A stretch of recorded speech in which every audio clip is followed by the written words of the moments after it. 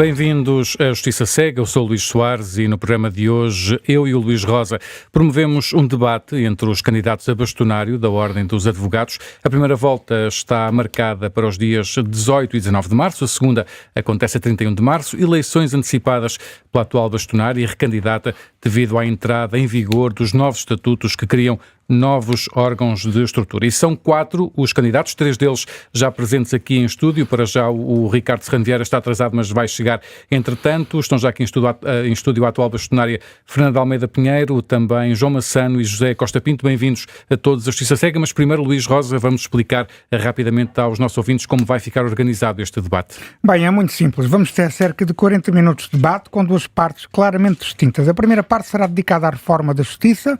Queremos ouvir a opinião sobre ideias concretas para melhorarmos a eficiência da Justiça e para reforçarmos as liberdades e garantias dos cidadãos. E na segunda parte, vamos ouvir os candidatos sobre questões mais internas da Ordem dos Advogados, como, por exemplo, a Caixa de Previdência e os apoios sociais da classe. Ora então, conhecidas as regras, vamos começar este debate, Luís, com a primeira pergunta para Fernanda Almeida Pinheiro. Bem-vinda. Olá, viva. A reforma da Justiça é um tema recorrente no discurso político. Verdade. E tem diversas facetas e jurisdições, como a jurisdição penal, administrativa ou até mesmo a comercial, entre outras. Focando apenas a pergunta na jurisdição penal, há 2 palavras que unem a narrativa atual do Presidente da República, do Primeiro-Ministro, do Presidente do Supremo Tribunal de Justiça e do Procurador-Geral da República: eficiência e celeridade. Um grupo de trabalho nomeado pelo Conselho Superior da Magistratura propôs recentemente novas restrições nos recursos para o Supremo Tribunal de Justiça e a possibilidade dos recursos para o Tribunal Constitucional não suspenderem a marcha do processo. Concorda com estas ideias? Naturalmente que não é? Portanto, enquanto bastonária, enquanto candidata, jamais iria subscrever tal coisa. É evidente que eu respeito muitíssimo a opinião dos operadores judiciários que acabou de mencionar, mas não posso concordar. Não posso concordar que se, à custa dos direitos, liberdades e garantias dos cidadãos e cidadãs, se venha aqui ganhar uma chamada eficiência da justiça, até porque ela não existe nesses termos, e nós sabemos bem porque é que os processos se atrasam, não é? Portanto, nós temos aqui como bom exemplo, ainda recentemente foi feita a acusação pública ao processo Tutti Frutti, não é? É um processo que, se eu não me engano, tem para aí 7 anos. Porquê é que aquele processo começou a andar? Porque foi criada uma equipa especial para analisar as coisas, foram criados os meios e as tecnologias e ferramentas necessárias para analisar a informação que temos, e é isso que tem que ser feito. Portanto, nós não podemos, de forma alguma, estar a coartar os direitos de recurso das pessoas, que eu lamento, e enfim, vamos desiludir muito as pessoas que acham que isto é tudo uma loucura, etc. Não. Estes processos são cerca de 140 processos em 10 anos. Não é admissível que se agarrem 140 processos e que se extrapole para todo o processo penal este tipo de medidas, que são claramente lesivas dos direitos, liberdades e garantias das pessoas, em nome de uma celeridade. A celeridade consegue-se com meios. Já falámos aqui de alguns recursos humanos. Mas esses processos que acabam por marcar a imagem da justiça. Não devem, porque nós estamos a tomar o trevo pela floresta. Pronto, não é no mundo ideal. O que nós queremos é, quando combatemos a violência doméstica, como se diz aqui, o que é que vamos fazer às alcinas? Isso é uma ótima pergunta. É começar por dar meios à justiça para lidar com as alcinas. Nós sabemos, por exemplo, que a Comissão de Apoio à Vítima não consegue dar despacho aos processos porque não tem juristas. É muito simples, é contratá-los. Nós sabemos que a justiça administrativa e fiscal não avança porque há uma falta imensa de desembargadores a nível da segunda instância. Nós sabemos que faltam meios de investigação. O Sr. Procurador-Geral da República já o disse por diversas vezes, e vamos ter agora um concurso para 131 magistrados do Ministério Público e magistrados judiciais. Sabemos também que isto é o panorama geral da justiça. Tivemos cerca de 200 e tal vagas, por acaso soube disto hoje por causa do problema do Linhó, 200 e tal vagas para o corpo de guardas prisionais. Sim. E só 99 é que passaram à fase seguinte. Portanto, isto é um problema dramático que nós temos na justiça, mas que tem que ser endereçado. Como? Conferindo meios à justiça, não é retirando direitos às pessoas. Muito bem. Ricardo Serrano Ferreira, bem-vindo. Chegou um pouco atrasado, mas tínhamos acabado de começar. Se nós analisarmos as estatísticas da justiça penal, percebemos facilmente que o tempo médio de resolução destes processos comparam bem com a média da União Europeia, entre 1 a 2 anos, mas se olharmos para estes 140 processos que a senhora bastonária estava a referir, e há um estudo do Conselho Superior da Magistratura sobre essa matéria, sobre os processos da criminalidade económica ou financeira, essa média já só para 8, 10 anos, sendo que há casos mesmo que demoram 12 a 15 anos a resolverem. Justificam-se medidas para combater a ideia de que há uma justiça a 2 velocidades, consoante o poder económico dos arbitros? Boa tarde a todos. Peço desculpa pelo meu atraso, venho diretamente de Castelo Branco. Poucos minutos. Um julgamento. Antes de mais, deixe-me dizer que vai ter que me oferecer umas amêndoas na Páscoa, que acabou-me de me chamar um nome que eu não tenho. O meu nome é Ricardo Serrano Vieira. Mas pronto, tirando essa à parte, quanto à pergunta que me colocava, bom, efetivamente são necessárias medidas e essas medidas têm que ser urgentes. O problema, e está aqui em cima da mesa, esta questão resultante deste grupo de trabalho que foi aqui nomeado, é que estamos, no fundo, a ir aqui num problema perigoso que é da violação da separação de poderes. Ou seja, isto é um grupo de trabalho feito por senhores magistrados, onde esteve presente também o senhor procurador, os advogados não estiveram presentes, e este grupo de trabalho acabou por dar, fez várias entrevistas com vários juízes e resultou naquele documento. Partiu da experiência empírica de cada um daqueles magistrados. Pronto, certo. São necessárias medidas? São necessárias medidas. Quem trabalha com o processo penal e está habituado a estes chamados mega-processos... O senhor costuma estar mais daqueles que é conhecido da televisão, precisamente por estar naqueles processos de criminalidade mais comum, por exemplo. Mais comum. Sim, e que são eficientes. A realidade... Por isso é que eu lhe fazia a pergunta. Claro, e vou concluir. Repare, o problema destes processos, quanto a mim, está na sua base. Há uns anos esta parte foi decidida pelo Ministério Público começar a criar mega-processos. E o problema dos megaprocessos é que depois ou vamos comprimir os direitos dos arguidos e dos cidadãos que são julgados, ou não nos dá possibilidades de, por exemplo, de apresentar recursos, de interpor recursos, de poder contestar, exercer o seu efetivo direito ao contraditório, ou então vamos para esta questão da justiça célere. Há problemas, eu vi algumas medidas que estão neste trabalho, eu concordo com elas, algumas, não todas, mas algumas concordo, por exemplo. Quer dar um exemplo, por exemplo? É rápido. Fala-se da duplicação de informação no processo. Efetivamente é verdade. É participar de uma queixa-crime, pois essa queixa-crime vem várias vezes replicada, porque vai comunicando de entidade para entidade. O problema quanto a mim é outro, e é mais preocupante. É que, normalmente, o Ministério Público, neste tipo de processos, e falava aí da criminalidade económica, tem muito tempo para investigar. E depois os prazos são todos a correr quando é para a defesa. E não é assim tão poucas vezes em que nós, no julgamento, nos vemos quase brindados quando está, por exemplo, em casos em que estão presos preventivos, quando está a terminar ali o prazo máximo da prisão preventiva, em que lá vem um despacho, após a promoção do Ministério Público, para ser declarado de especial complexidade. Ou seja, o que eu quero dizer com isto é necessário pensarmos isto num outro prisma, quanto a mim. Algumas dessas medidas são importantes, mas eu penso que estamos a pôr um bocado de desculpação a carroça à frente dos bois. Esta pressa de querer tornar os processos mais céleres pode, de facto, trazer uma compressão nos direitos de quem vai ser julgado. E, associado a isto, deixe-me só dizer-lhe, porque é importante, também na questão dos megaprocessos, é porque nós costumamos dizer em tribunal, e os meus colegas estão aqui que fazem, se calhar, estes processos comigo, à semelhança da minha pessoa, às vezes chegamos ao final e dizemos assim, a montanha pariu um rato. Eu vou um bocadinho mais longe. Não para um rato, para um surmenho, uma coisa assim muito mais pequena do que um rato. Porquê? Porque na sua própria base, muitas vezes, nós percebemos que enquanto não mudarmos as regras do que está previsto para um despacho de acusação, e torno-lhe a dizer, relembrando, são indícios suficientes, há esta perspectiva de que, bom, o Ministério Público acusa, porque entende que existem indícios suficientes, depois a questão da prova se faz em julgamento. E às vezes chegamos à fase de julgamento e, de facto, conseguimos olhar que não havia prova nenhuma, era uma prova indiciária, não havia motivos fortes para que alguém chegasse ali. Depois poderá ter aqui outras questões relacionadas com a instrução, mas depois já leio. Já vamos também a essas outras questões, mas queria passar agora também a palavra ao João Massana, até porque uma das medidas propostas por este grupo de trabalho tem por objetivo o combate às chamadas manobras dilatórias das defesas. Pode passar até por, de acordo com este estudo, com este documento do Conselho Superior da Magistratura, pode até passar por uma multa por litigância de má-fé. Aquilo que lhe pergunto, João Massana, e tendo em conta também a crítica que muitos advogados já têm feito a esta proposta, se considera legítimo que um determinado advogado apresente em poucos anos entre 50 a 60 recursos incidentes processuais, ou que tente recusar entre 20 e 30 juízes das várias instâncias, como tem acontecido num caso concreto, e não querendo, claro, que entre no caso concreto, mas como tem acontecido com a defesa de José Sócrates na Operação Marquês. Isto deve ser assim, é legítimo?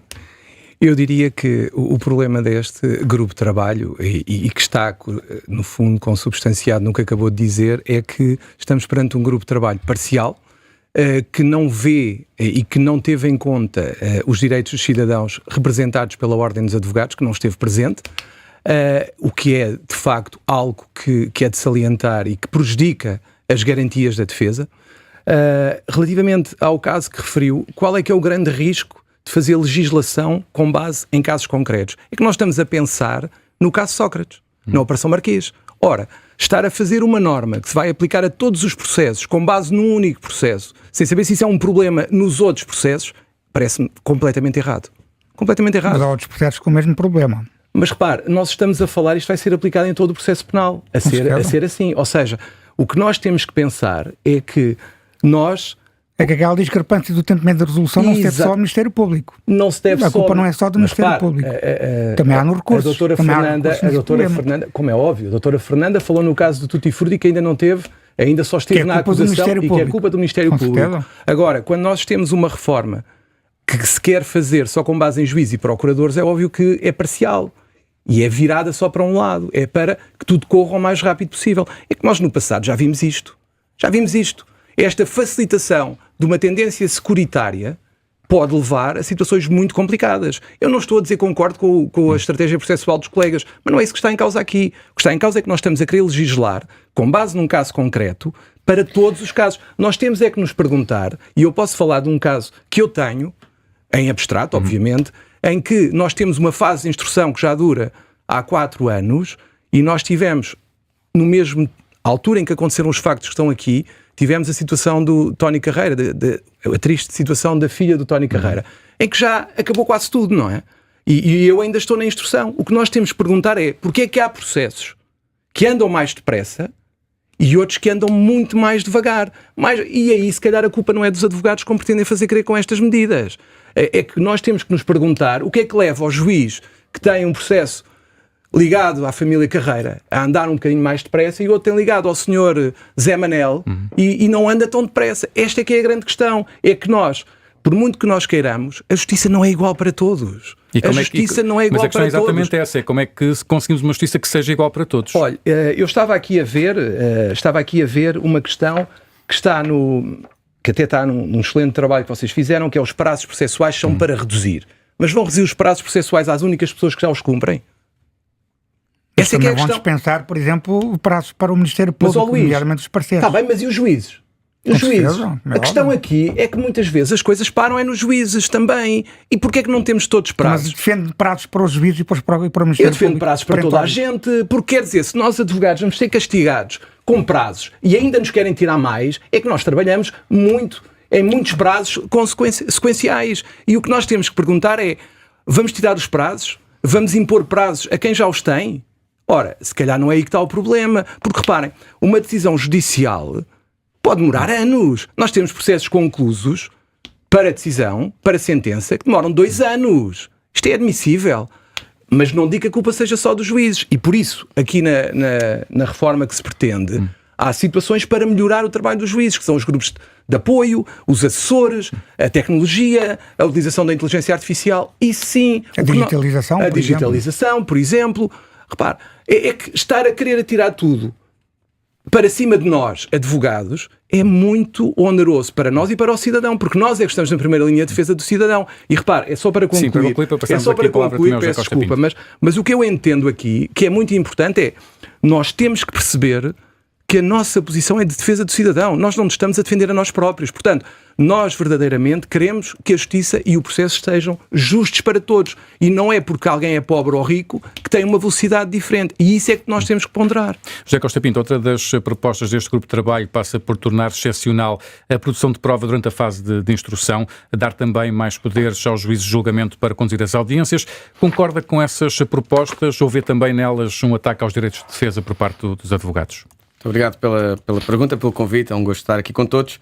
Bom, essa proposta é mais do mesmo. E quem lê estas 126 páginas desta carta percebe que, vincadamente, se quer expressar a visão burocrata do trabalho dos advogados no sistema de justiça, que somos um pilar essencial.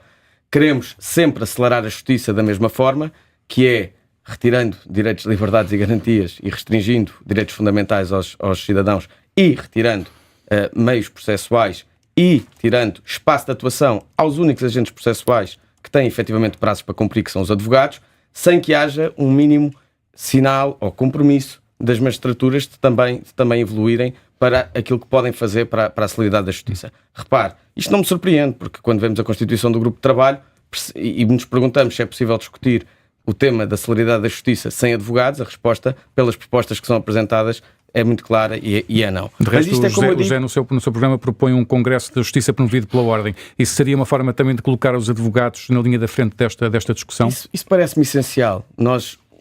Uma das nossas grandes bandeiras e objetivos em afirmar uma nova voz é uma nova voz que recentre a Ordem dos Advogados no sistema de justiça e que a faça a primeira promotora da defesa da defesa. Porque, de facto, nós temos que combater esta visão burocrata que se abateu sobre a profissão e que tem muitas explicações. Hoje é visto, mesmo a regulação da profissão é vista como uma questão de entrave à concorrência, quando na verdade temos é que explicar às pessoas, aos cidadãos em geral, que sem existir uma relação entre advogados e cidadãos que se funda, que se estrutura nos valores fundamentais da advocacia, como o sigilo profissional, a confidencialidade, a independência e a autonomia, não podemos estar a falar em Estado de Direito, porque os cidadãos precisam destas pessoas para se poderem defender perante o poder do Estado, que no nosso modelo de organização lhe permite investigar, acusar e retirar a liberdade às pessoas.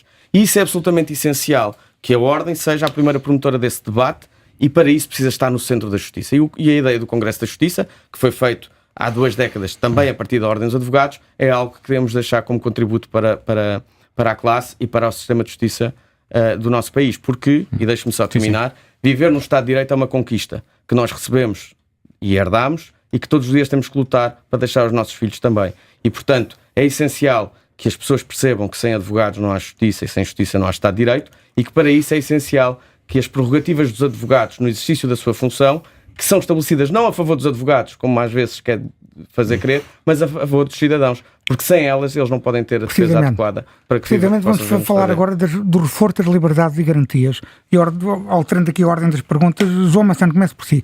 Nós temos uma reforma penal em curso. Diga-me uma ideia prioritária para reforçar as liberdades e garantias dos cidadãos. A pergunta vai variar um bocadinho para os 4, mas vamos começar por si. Uma ideia, ideias concretas e uma ideia para reforçar a liberdade e garantias dos cidadãos. Eu acho que uma das ideias concretas que nós deveríamos ponderar relativamente ao cidadão era dar-lhe apoio jurídico a nível nacional para que todos conheçam os seus direitos, porque as pessoas não conhecem os seus direitos. As pessoas acabam por ir atrás de ideias que vão sendo veiculadas, as tais percepções que hoje em dia são tão faladas e que acabam por sobrepor à realidade muitas das vezes, em que nós temos que pensar que as pessoas são sujeitos de direitos. E as pessoas não podem ser afastadas dos tribunais. Uma medida concreta, ao lado desta literacia jurídica, que para mim é essencial e que a minha lista defende, obviamente, é termos custas judiciais mais baixas e que não sejam um fator exclusor de que impede as pessoas de chegar à justiça e que sejam algo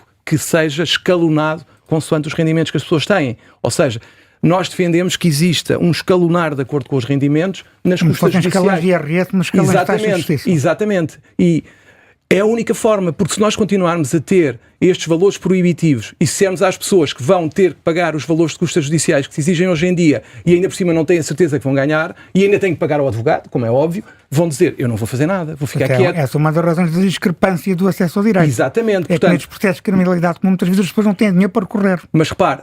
Isso não é verdade no SADT. Mas repare...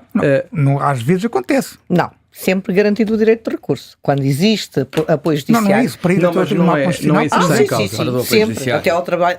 Sim, claro. Repare, sim, mas estava o João Massano a falar. Mas a questão aqui é, essencialmente, por um lado, a questão de conhecerem os direitos, de ser feita uma literacia relativamente aos direitos.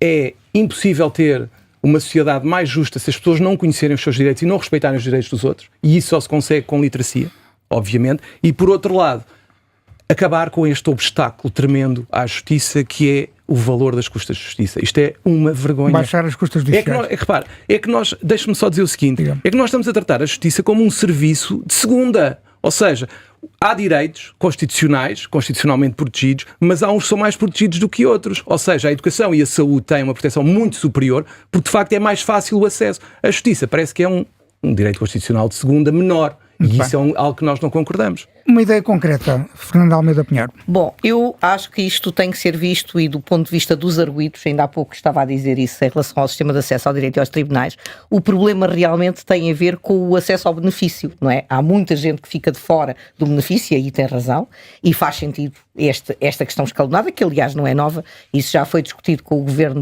da ministra Van Dunen, era essa a proposta, fazer progressão nas taxas de justiça e garantir um maior apoio judiciário, porque a esmagadora maioria, como se diz, fica de fora, porque aquilo que o Estado português considera como rendimento elegível para o benefício é muito pequeno. E existindo esse benefício, é evidente que a pessoa tem os direitos todos e pode ir até ao Tribunal Constitucional. Não é muito comum que isso aconteça, mas acontece naturalmente e está tudo previsto, como estão previstos. A única diferença é que no Tribunal Constitucional tem que pagar logo as custas judiciais. Não, no acesso ao direito não, porque se tem o benefício, não tem que pagar custas. Por isso é que se diz, não é? Que existe a tal justiça para aqueles que são muito ricos, pese embora eu não concordo com essa terminologia, com aqueles que são muito pobres, porque esses têm o sistema mais abrangente. Mas são também os que estão, do ponto de vista da justiça, mais protegidos. Por exemplo, as vítimas já não. Nós deveríamos ter do lado das vítimas, e eu tenho batalhado muito por isso, porque é absolutamente essencial que exista um aconselhamento às vítimas de crimes graves, e o que nós já propusemos ao Governo é que se replicasse o mesmo direito que existe para os arguidos de nomear automaticamente um advogado do sistema, que poderá naturalmente ser substituído, caso a vítima assim o deseje, portanto era livre de o fazer, mas ter naquele momento em que está a apresentar queixa porque foi vítima de violência doméstica ou porque foi vítima de um crime grave de violação ou de tráfico de seres humanos, o que seja, ter ali um aconselhamento jurídico. Isto é absolutamente fundamental, porque nunca é bom esquecer que o artigo 20º da Constituição prevê as duas coisas. Nós temos que fazer aconselhamento jurídico, e esse aconselhamento jurídico tem que ser feito, no nosso entender, a nível do território nacional, independentemente até da pessoa ter direito ou não ao benefício. Nós entendemos que ele tem que ser gratuito, como é no caso da saúde e no caso da educação. Portanto, nós não vamos perguntar a nenhum cidadão e a nenhuma cidadã se tem ou não tem um bom IRS para estar numa escola pública ou para utilizar um hospital público. E, portanto, deveria ser assim, exatamente igual, nos serviços de aconselhamento jurídico, porque muitas das vezes o que acontece é que a pessoa, conhecendo o seu direito e estando esclarecida sobre o seu direito, já nem precisa de utilizar o serviço e não precisa de o fazer, está esclarecida sobre aquilo que pode ou não pode fazer. Portanto, isto é uma medida concreta que poderia e deveria melhorar a vida dos cidadãos. Dizer também, esta nota, que graças ao esforço conjunto de muita gente, inclusivamente da Comissão de Igualdade de Género e da própria Ordem dos Advogados e também dos grupos parlamentares com quem falámos e com quem insistimos, através de um fórum da justiça que fizemos com a participação de toda a advocacia, de sociedades, prática individual, em que estabelecemos uma série de cadernos, uma espécie de um caderno de encargos que apresentámos a ambos os governos. A verdade é que está já a discutir-se esta proposta na Assembleia da República. Portanto, é esta eficácia que nós pretendemos. É evidente, e fazer também aqui uma ressalva em relação àquilo que foi dito para trás, penso que também é bom relembrar. Nós, de facto, não podemos agarrar num processo para legislar para os milhares e milhares de processos que existem, inclusivamente na justiça penal. E só a título de curiosidade dizer-vos o seguinte, isto não são números meus, são números da imprensa. Existiram entre 2019, janeiro de 2019 e setembro de 2024, 322 pedidos de recusa de juiz. 20 tiveram razão. São números do Conselho Superior da Magistratura. Pronto, 20 tiveram provimento. Bastaria um e já faria sentido ter esta situação. 322 em 5 anos em todas as relações, isto não é minimamente significativo e não é por isto que se atrasam os processos, com certeza. Tal como não é também nos recursos, porque nós estivemos ainda recentemente, por causa da tabela, a analisar a questão dos recursos. Mas já lá vamos à tabela. Mas isto para dizer o seguinte, as pessoas têm todas muita ideia de que as pessoas recorrem muito. Não, isso não corresponde à verdade. Recorrem quando têm motivos e é um direito constitucional que lhes assiste já agora e processual também. José Costa Pinto, também uma ideia, em que medida ou em que área apostaria para reforçar estas liberdades e garantias dos cidadãos? Bom, em primeiro lugar, para além do reforço do sistema de acesso ao direito, nós hoje não aceitaríamos que alguém fique à porta de um hospital e que não tenha tratamentos de saúde por falta de condições económicas. Também não podemos aceitar que fique à porta do sistema de justiça. Portanto, valorizar o sistema de acesso ao direito, que é o SNS da justiça, é uma das nossas prioridades e vamos ter propostas concretas, não só quanto à questão da tabela, que já falaremos, mas também quanto ao alargamento dos atos que estão incluídos e também quanto ao respeito que tem que se ter pelos advogados nesse âmbito. Mas também, e para dar uma perspectiva diferente daquilo que já foi aqui conversado, por exemplo, no que respeita à política fiscal.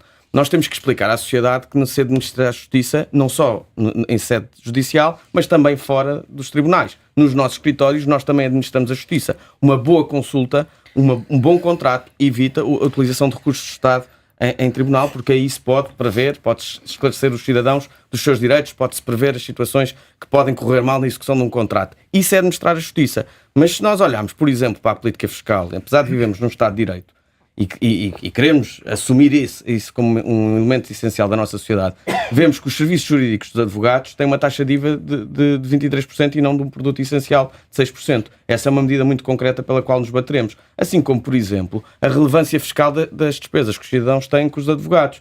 Repare, em 2025 eu posso deduzir no meu IRS despesas com o veterinário e com o cabeleireiro, mas não posso deduzir despesas com o advogado. Que sinal é que nós estamos a dar ao cidadão? É que, de facto, não convém, ou que é pouco interessante, aconselhar-se com quem sabe e com quem pode esclarecê-lo quanto aos seus direitos e à proteção dos seus direitos. E isto é administrar a justiça, como eu dizia. E, portanto, desse ponto de vista, são propostas concretas. Do ponto de vista também da visão burocrata da advocacia que hoje temos, é procurar que os advogados sejam respeitados nas salas de audiências, nas secretarias judiciais, em todos os sítios onde exercem o seu mandato e onde efetivamente a força da advocacia se possa fazer sentir e onde vai vão 40 mil, e isso também é algo que queremos fazer. Ricardo Serrano Vieira, também a sua opinião sobre este tema. Bom, eu vou ser muito sintético e dando aqui algumas situações em concreto. Primeiro, ainda buscando, porque eu também considero que é um direito do cidadão, a questão que falávamos há pouco do tal problema que não é bem uma multa, é uma multa processual ou advogado. É uma criação de uma multa, de uma nova figura, mas, que é a multa. Mas repare, dolo dilatório. Sim. Ao que chegamos. Portanto, isto já começa a ser... Tem que ser condenado pelos juízes. O que é o dolo dilatório? Isso, portanto, quem é que vai determinar? Quem determina é o juiz. Portanto, estamos a chegar ao ponto em que os advogados de facto precisam ter uma voz muito ativa. Depois, temos que acabar, isto é a minha posição, com as comissões de serviço. Isto não é falado neste projeto, mas também é um direito e liberdade e garantia dos cidadãos, naquilo que falámos há pouco na Justiça Célere. É que os tribunais, hoje em dia, nós, Estado, gastamos dinheiro na formação do magistrado, que depois está a exercer funções no Tribunal de Loures, ou sei lá, de Sintra, ou o que é que seja, e depois vai para uma comissão de serviço. E depois, mais grave, depois da comissão de serviço, que pode ser, por exemplo, na Polícia Judiciária, ou noutro sítio qualquer, depois pode voltar outra vez aos tribunais. E isto, quer se queira, quer não, é aquela velha máxima. São as portas giratórias. Pronto. E isso também é uma posição que nós achamos que tem que ser reformada. E depois, outra, que ninguém fala sobre ela. O problema do acesso, neste caso, quem integra ou quem pode integrar o Supremo Tribunal de Justiça, que não é magistrado judicial. Não sei se sabem, mas há muitos juízes conselheiros que são procuradores de carreira. Isso a nós também nos preocupa e achamos que tem que ser revisto. E depois aqui outros exemplos. O efetivo exercício do contraditório no âmbito do penal. Repare o problema. Nós, neste momento, estamos numa lógica de presunção de culpa. Já não é presunção de inocência. Eu há dias estive em Beja, num processo que foi muito falado aí na comunicação social, porque há um escândalo, o Dr. Amadeu Guerra fez um despacho e porque queria, afinal de contas, substituir a senhora Procuradora, porque a Procuradora do Julgamento pediu a absolvição e veja lá, o malandro do advogado, inclusive pediu para renunciarem ao prazo de recurso e a senhora Procuradora aceitou e também renunciou e agora o senhor Procurador-Geral queria fazer o recurso, queria interpor o recurso e já não pode transitar em julgado. Um grande problema. Pôs a Polícia Judiciária toda no alvoroço. Porquê que eu estou a dizer isto? É porque se nós formos a ver bem, nós tivemos 20 cidadãos que tiveram presos 2 anos para depois chegar ao final e serem postos em liberdade. O que é que isto representa? Ações contra o Estado português. Eu acho que temos que começar a pensar seriamente, também acho que é um reforço das tais de direitos, liberdades e garantias, temos que começar a rever muito bem o sistema de responsabilidade do Estado. Porquê? Este clima de que primeiro vamos prender e depois vai-se investigar e depois logo se verá em julgamento, tem que começar a trazer consequências. Mais que não seja, porque depois no final dos processos, estou a falar dos processos de crime, depois no final dos processos, as críticas nunca são contra quem fez a investigação. Defende uma responsabilidade civil dos procuradores e dos juízes? Não, se calhar temos que começar a pensar eu até defendo no limite que se este grupo de trabalho quer de facto pôr-se nesta posição, também tem que aceitar começar a ser escrutinado de outra forma. Portanto, e a questão da responsabilização dos senhores procuradores e dos juízes, deixe-me só que lhe diga, ela é mais complexa. Porque se calhar se nós eliminássemos um determinado diploma que fala lá da responsabilidade do Estado e se tirássemos o grosseiro do erro, se calhar há muitos processos que não chegavam a esta fase. Muito bem. Vamos abordar outros temas mais ligados ao cotidiano dos advogados. Vamos começar pela nova tabela dos honorários dos advogados oficiosos, ou seja, os advogados que são pagos pelo Estado para representarem cidadãos que não têm poder económico para pagar um advogado. Fernando Almeida Pinheiro convocou um boicote às inscrições dos advogados nas escalas das oficiosas. Segundo o seu Conselho Geral, teve forte adesão, mas que, de acordo com dados da monitorização diária da Direção-Geral da Administração da Justiça, teve, de acordo com o Governo, um impacto insignificante e irrelevante. Bem, a revisão da nova tabela foi concluída pelo Governo em janeiro de 2025 e os aumentos são agora elogiados pela Sra. Bastonária, se eu bem ouvi outras intervenções. O que mudou desde o protesto por si convocado? Bom, então o protesto foi convocado, não, foi colocado à disposição dos advogados, porque naturalmente são eles que têm que protestar contra uma tabela que não era revista há 20 anos e que foi reconhecida pela Sra. Secretária de Estado como sendo uma urgência e que teria de se fazer. Simplesmente levou muito tempo. Eu noto e volto a referir isto, nós na primeira reunião tivemos com a Sra. Ministra da Justiça, única até agora, não é? Depois o assunto passou para a Sra. Secretária de Estado Adjunta da Justiça, dissemos logo que se até julho aquele assunto não tivesse resolvido, que nós iríamos começar a protestar e protestámos. Quando voltámos com a certeza... Mas resultou o protesto? Resultou o protesto. E se eles dizem sempre que não e que aconteceu, até mudaram uma portaria, veja bem, que sempre funcionou e que esteve ali... Não foram muito... Não foram grande adesão significativa. Exato, isso é o que dizem, porque foram mais de 80% das pessoas que protestaram e é evidente que tivemos que fazer aqui uma série de manobras para conseguir. Já agora dizer também, das coisas mais inacreditáveis que eu ouvi durante esse protesto, era que eram os advogados, a presença dos advogados, que estávamos a prejudicar gravemente os arguidos e, portanto, por isso, os arguidos eram soltos de processos muito importantes, o que significa que a presença do advogado é que garantia a sua reclusão, o que é uma coisa absolutamente extraordinária. No protesto foi feito, era devido o tempo, e é evidente que esta tabela é uma tabela melhor do que aquilo que tínhamos anteriormente. Isso não significa que seja a tabela que nós pretendemos ou que devam inclusivamente estar incluídos nessa tabela coisas que foram naturalmente gizadas pelo Ministério da Justiça erradamente. Portanto, uma das coisas mais graves que esta tabela traz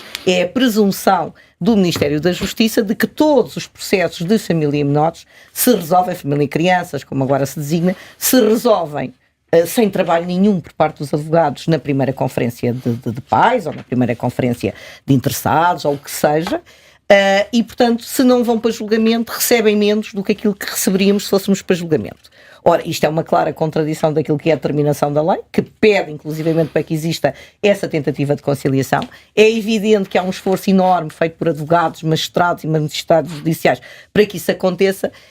E é por isso que temos esse sucesso. E também porque estes processos não são os processos quaisquer. São processos que muitas vezes resultam em mortes, porque estamos a falar de divórcios, estamos a falar de responsabilidades parentais. Estes processos de família e crianças não representam, e eu acrescento infelizmente, o maior número de processos que nós temos no acesso ao direito. O maior número de processos que temos no acesso ao direito é precisamente penal. Porquê? Por causa de a obrigatoriedade de representação do advogado, que deveria também ser extensível aqui, naturalmente, e isso não acontece. Ainda assim, e deixar esta nota, nós fizemos o levantamento de todos os processos que foram de acesso ao direito durante o ano de 2024, que foram 136.946. Analisámos 98% desses processos e chegámos à conclusão que se em 2024 nós tivéssemos a nova tabela, em vez de 45.052.441 euros, os advogados teriam sido remunerados com 8.323.354 euros.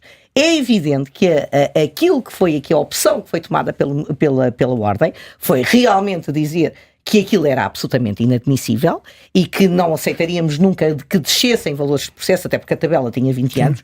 Isso não significa que a tabela não represente um enorme incremento. Certo. E que os processos de família menores não são os mais pequenos. Dizer também outra coisa. Este protesto, aqui a palavra que o nosso tempo vai mas eu já sei o que é que vem a seguir e por isso eu vou já dizendo isto. É evidente que este não resultado... mas eu sei o que é que eles vão dizer, porque eu conheço bem os meus ilustres colegas que naturalmente não estiveram ao meu lado neste protesto, nem ao lado dos seus colegas que agora dizem que vão defender. O que fizeram foi Um deles atacou o Conselho Geral e os colegas dizendo que era uma greve e que isto era gravíssimo e que era um aborrecimento. O outro não participou naturalmente agora em nenhum nomes. Já é sobre nós. João Maçã.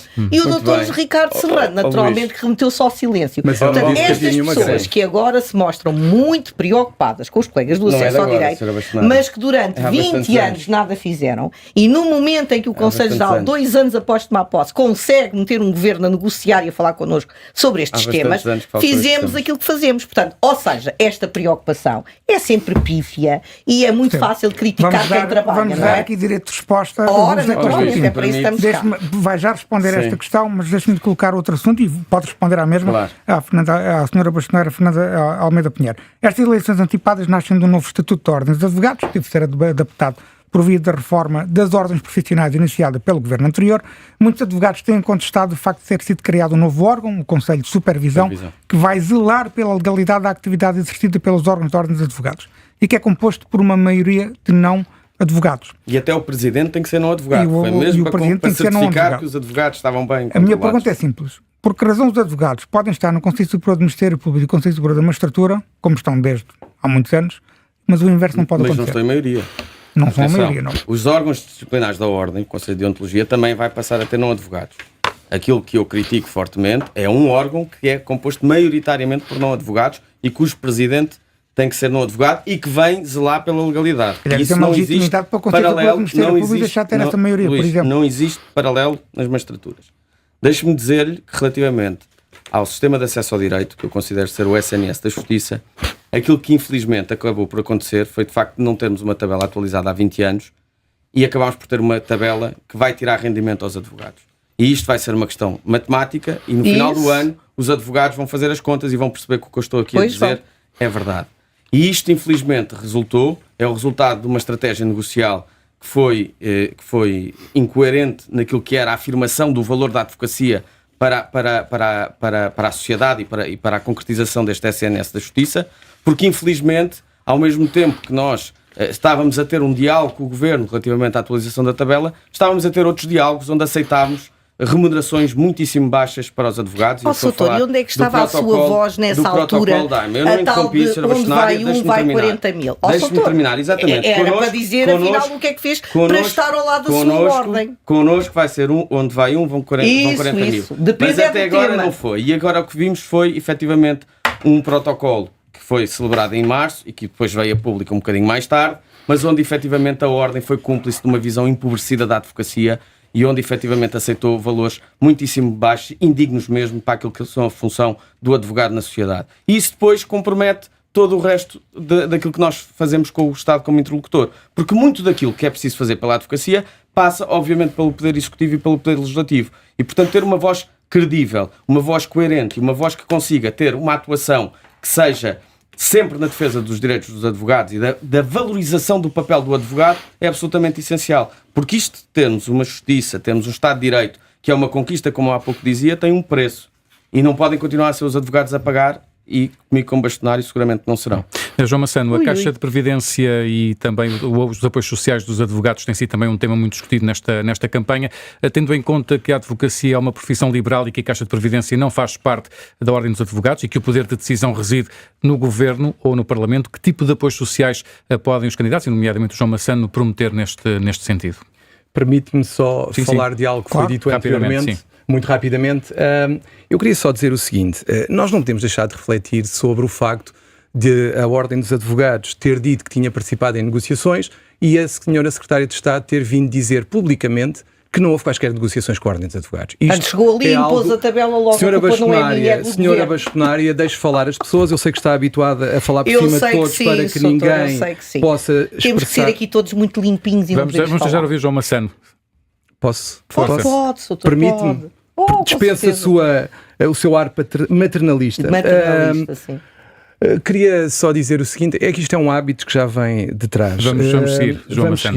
O que eu queria dizer é o seguinte, é óbvio que a Ordem dos Advogados ser desmentida publicamente pela senhora Secretária de Estado, que foi apelidada de mentirosa no último debate que nós tivemos, é grave. É muito grave e é óbvio que a nossa credibilidade perante a tutela é o que é. e não podemos estar a escamotear essa situação.